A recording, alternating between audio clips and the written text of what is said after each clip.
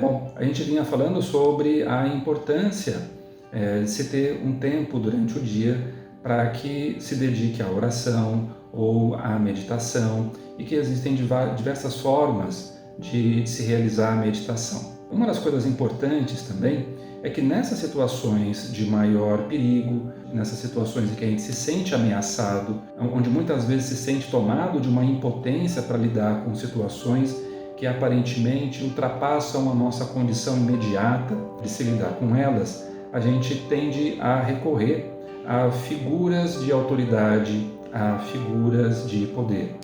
Sejam elas as autoridades públicas, através das esferas de governo, seja através da oração, da procura por Deus, da procura pelo sagrado. Então são formas, são representantes de autoridade nos quais a gente procura encontrar o apoio, a sustentação necessária para que essa travessia possa ser feita. Então, a meditação e a oração também têm esse fim, né? Na medida em que a gente busca, no contato com o sagrado, na busca do divino, estreitar esse relacionamento, se fazer acompanhar por aquilo que para nós aparece como sagrado, de maneira a nos sentirmos mais sustentados.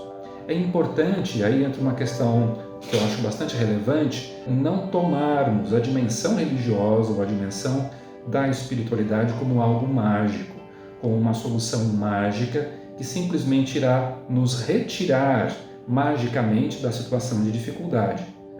Algumas pessoas, aí eu tenho já acompanhado, muitas vezes esperam que Deus retire delas simplesmente o medo. Deus retire delas a dificuldade com que enfrentam a situação. Aí seria alguma coisa de um pensamento quase mágico, onde o problema simplesmente desaparece e eu posso lidar com a situação sem sentir dificuldade com isso.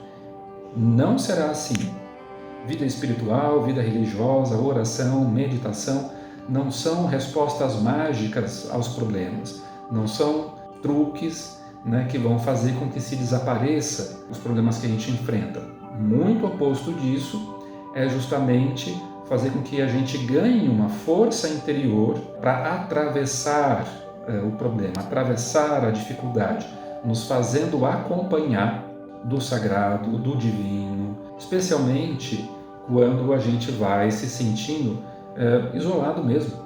Muitas vezes sozinho, muitas pessoas estão sozinhas, trancadas em casa, sem poder receber visita ou presença ou a companhia de pessoas por conta da quarentena, né? Então existe a possibilidade de colocar a sua atenção naquilo que para ela é sagrado, naquilo que para ela é o divino, naquilo que para ela pode ser a companhia dos santos, ou a companhia dos anjos. Então, no seu momento de oração, se colocar na presença do sagrado e poder ter aí o seu momento de diálogo, de encontro íntimo. De novo, não como algo mágico, não como um amiguinho invisível, mas como algo que pode trazer um profundo sentido para a vida e que fortalece internamente, nos dá um quantum de energia a mais, né, para passar esse momento em que atravessamos. Então pode ser um momento bastante importante no seu dia, tenha isso também dentro da sua programação.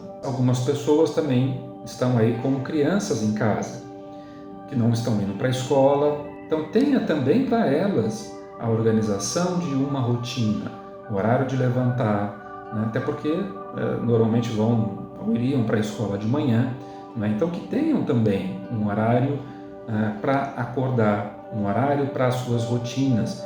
Isso ajuda que a criança também se organize de maneira que, mesmo sem pensar, ela já se prepare também emocionalmente para que, olha, naquele horário a rotina muda.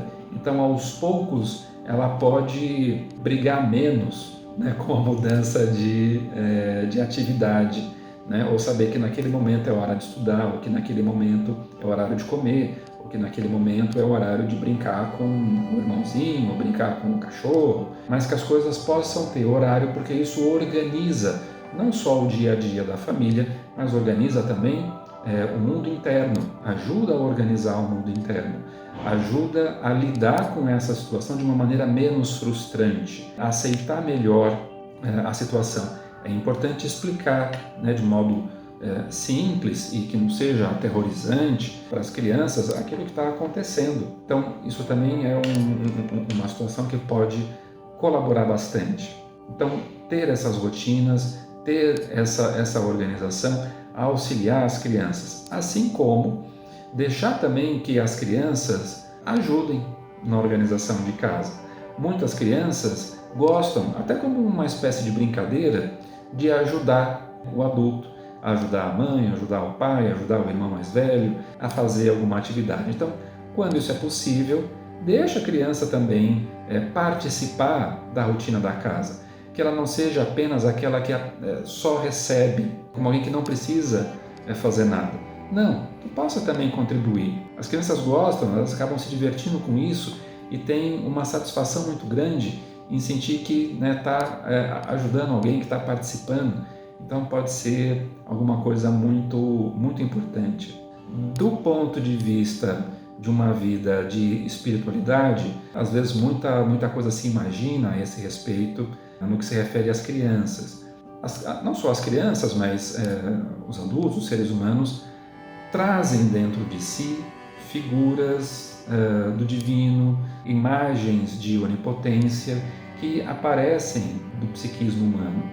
Nas crianças isso não é diferente, né? Então a gente pode observar isso através de brincadeiras ou através dos próprios super-heróis que a gente está acostumado a ver em desenhos animados e no cinema, né, fazendo muito sucesso atualmente, mas como uma espiritualidade mais clara, como alguma coisa mais organizada. Isso é algo que se desenvolve ao longo da vida, isso não está pronto numa criança. Então isso precisa ser desenvolvido e isso é apresentado pela família, isso é apresentado pelos pais, pelas pessoas responsáveis ali por essa criança que a inserem não só na vida social, não só na vida escolar, não só na vida de relacionamento dentro da família, mas também no campo do sagrado, né? Então elas também precisam ser inseridas. Então, para a criança, a espiritualidade também começa a se desenvolver aí, né? Então, por exemplo, rezando em família, fazendo as suas orações, né, junto com os responsáveis ali.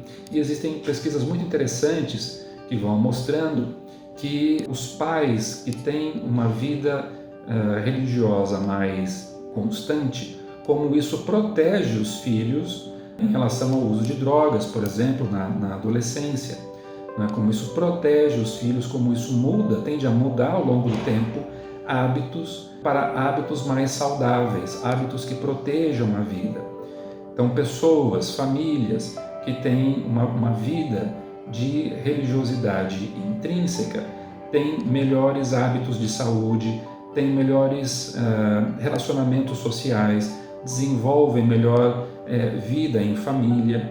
A vida entre os casais tende a ter menos conflitos. Não é que não exista conflitos ou que não vá haver problemas. Sim, há, mas eles podem ser melhor geridos e tendem a acontecer numa intensidade muitas vezes menor.